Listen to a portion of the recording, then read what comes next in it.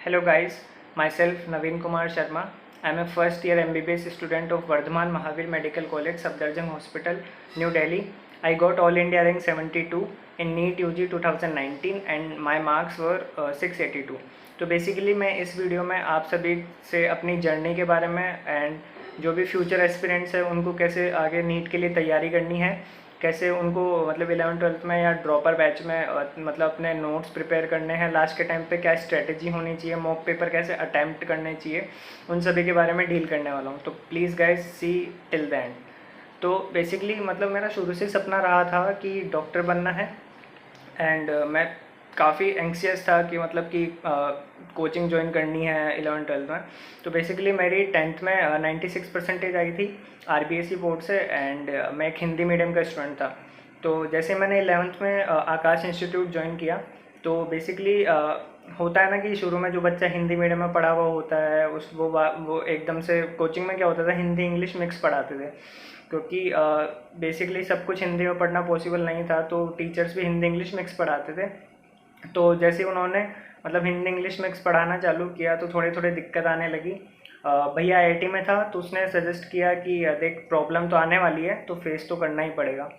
तो मतलब problems face करना शुरू कर दिया। तो जैसे जैसे 2-3 महीने बीते उसके बाद में सब कुछ मतलब ऐसे फ्लो आना शुरू हो गया, मतलब थोड़े थोड़े मार्क्स भी ठीक आने लगे। But by the end of year मेरे मार्क्स मतलब 300 और 350 के आसपास ही थे, क्योंकि मतलब मैं स्कूल भी रेगुलर जाता था, मतलब इतना स्कूल को भी बंक नहीं मारता था, मतलब छुट्टी नहीं करता था। बट स्कूलिंग रेगुलर वगैरह से होने से मतलब कोचिंग को प्रॉपर टाइम नहीं दे पाया। उस वजह से मतलब 11th में मेरे 300-350 के आसपास ही मार्क्स रह रहे थे। देन जैसे ही 12th आया तो 12th में मेरा फोकस दो जगह था।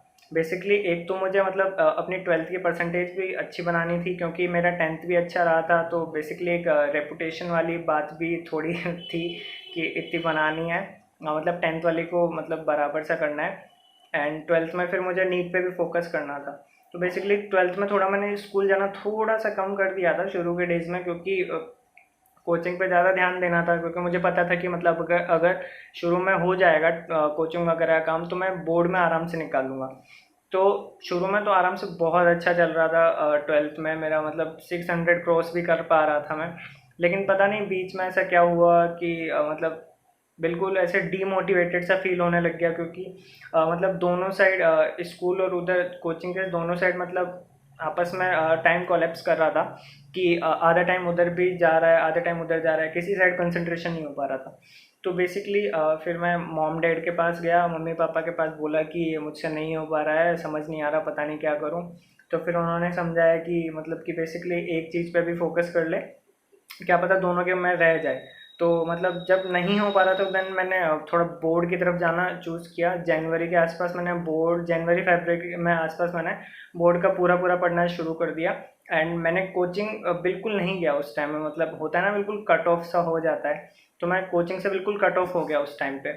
तो कोचिंग तो बिल्कुल गया नहीं और मैंने बोर्ड की तैयारी शुरू कर दी। तो एनी हाउ मैंने बोर्ड में मतलब मैं अपने डिस्ट्रिक्ट जयपुर में टॉपर था, 97 परसेंटेज थी मेरी। तो उस टाइम तो मतलब काफ़ी अच्छा लगा कि बोर्ड तो कम से कम हो गया। लेकिन मतलब अप्रैल मई में क्या हुआ, मतलब थोड़ा सोशल मीडिया का डिस्ट्रैक्शन काफ़ी हो गया था। मतलब एक तो अपने आप में कॉन्फिडेंस ज़्यादा था, मतलब ओवर कॉन्फिडेंस भी आ गया था कि कर लेंगे ऐसा समथिंग। तो उस समय क्या हुआ, मतलब सोशल मीडिया डिस्ट्रैक्शन की वजह से मैं बिल्कुल पढ़ाई पे ध्यान नहीं लगा पाया। तो उस टाइम मैंने एक भी मॉक पेपर नहीं दिया, कोचिंग इंस्टीट्यूट ना कोचिंग गया। तो उसके कारण क्या हुआ, मेरा नीट जो 2018 हुआ वो बिगड़ गया। मतलब मेरे ओनली 497 मार्क्स है। तो मैं सोच रहा था कि मतलब कि क्या BDS लेना सही रहेगा, क्या BMS लेना सही रहेगा। देन भैया ने बताया कि you should take one more chance. तो फिर मैंने क्या किया, मतलब एक ड्रॉप लिया। तो ड्रॉप मैंने सेम ब्रांच से किया, आकाश जयपुर। तो बेसिकली मतलब शुरू में मेरा टारगेट था कि टॉप 500 में आना है, क्योंकि बेसिकली धक्का लगा था एक कि सिलेक्शन नहीं हुआ, तो इस बार कुछ अच्छा करना है। तो मतलब मैंने शुरू से ही प्रिपरेशन करना स्टार्ट कर दी।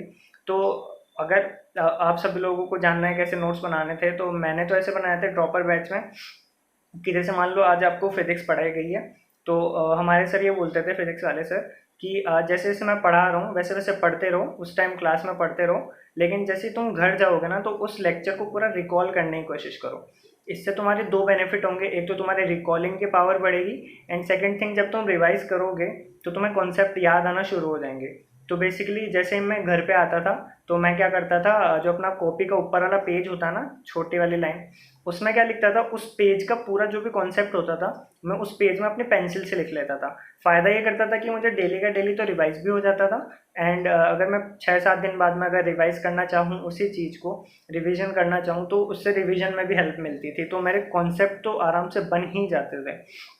एंड बेसिकली मेरा सब अच्छा चलने लग गया था। मतलब मेरी थोड़ी बायो वीक थी स्टार्टिंग में, मतलब अभी भी मेरी बायो वीक है थोड़ी, बट मतलब बायो से भी थोड़ा लड़ना शुरू किया, क्योंकि सर बोलते थे कि देखो बायो में 360 मार्क्स का पेपर आने वाला है, तो बोनस सब्जेक्ट तो यही है बायो। तो मतलब मैंने बायो में भी थोड़ा ध्यान लगाना शुरू किया। केमिस्ट्री वॉज मतलब गुड, क्योंकि फिजिकल और इनऑर्गेनिक मुझे अच्छे से आती थी। ऑर्गेनिक में थोड़ी दिक्कत थी, बट ऑर्गेनिक के हमारे टीचर बहुत अच्छे थे तो उन्होंने काफ़ी हेल्प की थी ऑर्गेनिक सीखने में। तो बेसिकली मतलब ट्वेल्थ में मेरा मतलब ड्रॉपर बैच में मेरा अच्छा सा फ्लो चल रहा था। मतलब स्टार्टिंग के डेज में मतलब मैं बैच आराम से टॉप कर रहा था, 2-3 महीने तो ऐसा मतलब ऐसा चला। बट उसके बीच में क्या हुआ, मतलब एक सडनली मतलब ग्राफ ऊपर जाते जाते ना स्लाइटली डिक्लाइन होना शुरू कर दिया। मेरे को पता नहीं चला वो कैसे हुआ, बट मैं काफ़ी नर्वस था, मतलब कि सर से बात कर रहा था कि सर पता नहीं क्या हो रहा है ये सब। तो सर ने ये समझाया कि बेटा मतलब जहाँ भी गलतियाँ हो रही है वहाँ ध्यान दो, मतलब और कुछ की तरफ ध्यान मत दो। जो जो गलतियाँ हो रही है सिर्फ उनको पकड़ो, और जो मतलब जो सही चल रहा है वो तो सही चलेगा। तो बेसिकली मैंने फिर गलतियों को पकड़ना शुरू किया अपने कि कहाँ सिली मिस्टेक्स हो रही है। मैं एक दो तुक्के भी लगाया करता था, तो उनको भी कम करना शुरू किया। तो बेसिकली दिसंबर जनवरी तक फिर से फ्लो आना शुरू हो गया। एंड फिर वो लास्ट में क्या हुआ, हमारे मतलब नोडल बैचेस बनते थे। तो जैसे आकाश में नोडल बैचेस बने तो उसमें इंग्लिश में पेपर आते थे, तो उसमें उस समय भी थोड़ा डाउन हो गया था, क्योंकि पूरा पेपर इंग्लिश में, और फिर एकदम से मतलब वैसा कर पाना मुश्किल था, उसको अटेम्प्ट कर पाना। तो मतलब मेरे मार्क्स 450 और 500 की रेंज के बीच में रह रहे थे। बट सर ने उस टाइम भी मोटिवेट किया कि बेटा मतलब अभी तो क्या हो रहा है कि इतने ही मार्क्स आ रहे हैं, लेकिन तुम नीट में ज़रूर अच्छा करोगे, क्योंकि उस टाइम तुम्हारे पास दोनों हिंदी इंग्लिश के पेपर आने वाले हैं। तो उस टाइम तो मतलब मैंने अपना कॉन्फिडेंस नहीं खोया। एंड अगर मैं जहाँ भी टाइम ख़राब करता था तो मेरे लिए सबसे अच्छी मोटिवेशन की थिंग ये थी कि just think about the results. मतलब जब आप टाइम ख़राब कर रहे हो तो उस टाइम अपने रिजल्ट्स के बारे में सोचो कि अगर मैं अभी टाइम ख़राब कर रहा हूँ तो उस टाइम मुझे कैसा मतलब सिचुएशन को फेस करना पड़ेगा। तो इससे आप बेटर मोटिवेट होते हो। तो जैसे मैं टाइम ख़राब करता किसी भी चीज़ में तो मैं अपने वो याद कर लेता कि यार अगर मैं अभी टाइम ख़राब कर रहा हूँ तो मेरा नीट अच्छा नहीं होगा, फिर वो ही सेम लास्ट ईयर वाली हालत होने वाली है। तो बेसिकली ये सबसे अच्छा मोटिवेशन का पॉइंट था। एंड अगर आपको सेकंड मोटिवेशन की बात करनी है तो just go to your parents. मतलब पेरेंट्स के पास जाओ, उनके पास बात करो, उनसे अपनी प्रॉब्लम शेयर करो कि मेरे साथ अभी क्या हो रहा है, तो वो तुम्हें बेटर गाइड करेंगे। तो बेसिकली ये सब मोटिवेशन की बात थी। तो मतलब काफ़ी सही तैयारी चल रही थी मेरी। लास्ट के 10 और 15 डेज में ये किया था कि मतलब काफ़ी सारे मॉक पेपर दिए थे फुल सिलेबस के, क्योंकि आपको फुल सिलेबस पेपर देने से एक आइडिया हो जाता है कि मतलब कि हमें नीट को कैसे अटेम्प्ट करना है। क्योंकि अगर आप नीट में पहली बार जाके फुल सिलेबस पेपर देखोगे तो बहुत ज़्यादा प्रॉब्लम होने वाली है। जैसा मेरे साथ ट्वेल्थ में हुआ था, मैंने आप सभी को बताया कि मतलब मैंने ट्वेल्थ में कभी वो नहीं किए थे फुल सिलेबस पेपर, वो 2-3 महीनों का गैप आ गया था उस वजह से। देन एकदम से नीट कर पाना बहुत मुश्किल होता है। तो उन जो लास्ट के पेपर्स ने मेरी काफ़ी हेल्प की थी। Then one important point is that कि इट डजेंट मैटर कि आपके कोचिंग में कितने मार्क्स आ रहे हैं, क्योंकि मेरा जो कोचिंग में एवरेज था ना वो 620-630 के आसपास था, एंड आई गॉट 682। बिकॉज वो 3 घंटे आपके मैटर करते हैं वहाँ। अगर आपका बहुत अच्छा दिन हुआ, अगर वहाँ आप बहुत काम होकर पेपर कर रहे हैं, काफ़ी शांति से पेपर कर रहे हैं, सोच समझ के पेपर कर रहे हैं, तो आराम से आप बहुत अच्छा स्कोर कर सकते हो। एंड अगर मोटिवेशन की बात करूँ तो मतलब सेंटर पे मेरे जूलॉजी वाले सर आए थे, उन्होंने काफ़ी मोटिवेट किया था। और मैं तो अभी भी मानता हूँ कि अगर मैं अभी एमएमसी में हूँ तो उनकी वजह से हूँ, क्योंकि उनका जो लास्ट मिनट में मोटिवेट करना था वो काफ़ी हेल्पफुल रहा था। तो बेसिकली मतलब अगर आपके अच्छे मार्क्स नहीं आ रहे हो तो भी आप स्कोर कर सकते हो। तो बेसिकली उसके बाद तो मतलब नीट का पेपर हुआ तो बहुत अच्छा पेपर हुआ था। Then I got All India rank 72।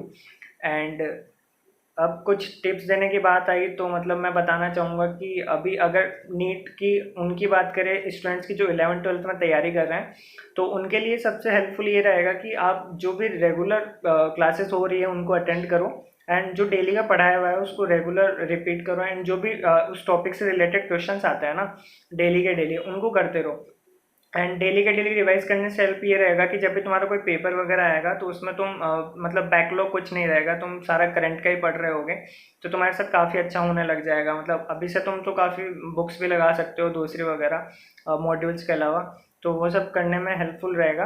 And bio को देखो स्टार्टिंग से रटते जाओ, क्योंकि बायो तो एक बोनस सब्जेक्ट है, तो मतलब लास्ट में काफ़ी हेल्प करेगा। और अगर मैं बात करूँ जो अभी मतलब जो नीट 2020 देने वाले हैं, तो बेसिकली ये सीन है कि अगर नीट पोस्टपोन नहीं होता है तो अभी तुम्हारे पास मतलब 15 से 20 डेज है, और वैसे भी ये लॉकडाउन कोरोना की वजह से इतना चला है कि 3-4 महीने तुम्हें वैसे भी एक्स्ट्रा मिल ही गए हैं, तो आई होप तुमने मतलब काफ़ी बार रिवाइज कर लिया होगा। तो अब जो 15-20 दिन बचे हैं, अगर मैं तुम्हारी जगह होता तो मैं ये करता कि इन 15 से 20 दिनों को मतलब दो फेजेस में बांट लेता, फेज़ 1 एंड फेज़ 2। फेज़ 2 में फेज़ 1 में मैं क्या करता, जो भी मतलब हमारे जैसे फिजिक्स केमिस्ट्री बायो है, उन सब के प्रीवियस ईयर के सारे वाले क्वेश्चन, एंड जो भी सेक्शंस होते हैं तुम्हारे मॉड्यूल्स वगैरह में, उनमें जो स्टार मार्क कर रखे हैं तुमने क्वेश्चंस, सिर्फ वो करता। इससे फ़ायदा ये होगा कि तुम्हारी कैलकुलेशन अच्छी होगी, कैलकुलेशन के साथ साथ तुम्हें मतलब उस चैप्टर का फ्लो मिल जाएगा।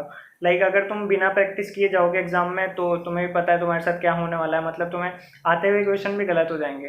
तो बेसिकली ये थिंक करनी है हमें कि मतलब कि प्रैक्टिस करते रहना है, और मेरी मानो तो मतलब 2-2 3-3 चैप्टर एक एक सब्जेक्ट के करते रहो डे में। एंड एक और इम्पॉर्टेंट थिंग कि अभी जैसे 15-20 दिन बचे हैं, तो मतलब डेली का डेली एक मॉक पेपर दिया करो फुल सिलेबस का, जिससे फ़ायदा ये होगा कि तुम 15 से 20 मॉक पेपर दे लोगे तो तुम्हें आदत सी हो जाएगी फुल सिलेबस देने की, तो इसलिए वो काफ़ी काफ़ी हेल्प करने वाला है। एंड जो भी अभी एक्स्ट्रा चीज़ें पढ़नी चाहिए वो तुम अभी पढ़ सकते हो, कि अभी टाइम है, मतलब 15-20 दिन बहुत होते हैं, क्योंकि तुमने काफ़ी अच्छा रिवाइज कर रखा है, तो 10 दिन मतलब शुरू में तुम एक्स्ट्रा भी पढ़ सकते हो। उसके बाद में जो फेज़ 2 आएगा, उसमें तुम just stick to the basics, मतलब बेसिक्स पे ही रहना है, क्योंकि लास्ट में अगर तुम एक्स्ट्रा पढ़ने की कोशिश करोगे तो तुम हो सकता है कि तुम मतलब स्किप कर जाओ जो भी बेसिक थिंग है एक्स्ट्रा पढ़ने के चक्कर में। तो वो सब का तुम्हें अपने से ध्यान रखना है कि मतलब बेसिक थिंग ही पढ़नी है, और लास्ट के मतलब नीट से एक दिन पहले तुम या तो चिल मार सकते हो, अगर जैसे मतलब ज़्यादा पढ़ना हो रहा है मतलब तो थोड़ा मतलब रिलैक्स हो सकते हो। बट मेरे केस में ये था कि मतलब मेरे को बायो याद नहीं रहती थी, तो मैंने नीट से एक दिन पहले भी मतलब पढ़ाई की थी, मतलब बायो बायो पढ़ी थी।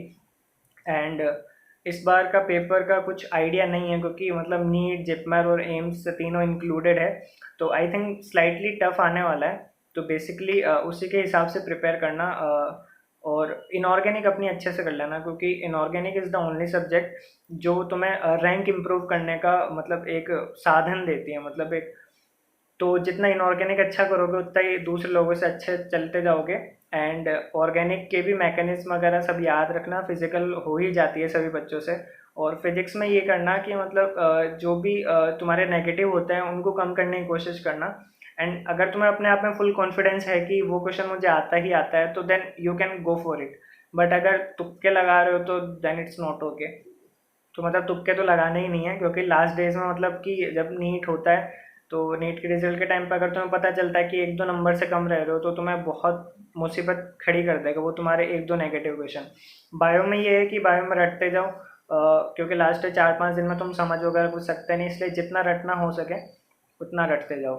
And all the best you guys, मतलब अच्छे से करना, क्योंकि काफ़ी चैलेंजिंग सिचुएशंस है इस बार। And be safe, and try करो कि मतलब कि 600 क्रॉस करने की कोशिश करो, तो अच्छी कॉलेज मिलने के चांसेस है। एंड इसके अलावा तो मैं यही बोलूँगा कि मतलब कि अभी थोड़ा क्रूशियल टाइम है, मतलब थोड़ा सेंसिटिव फेज़ है, इसमें अपना टाइम ख़राब मत करना, एंड प्रिपेयर वेल। एंड अगर कोई भी दिक्कत हो तो you can find me on social media and just ask me questions, then I will reply you. And और तो सब अच्छा ही होगा, देखो अच्छी प्रिपरेशन की है तो मतलब सब कुछ अच्छा ही होने वाला है। So best of luck guys, and do it.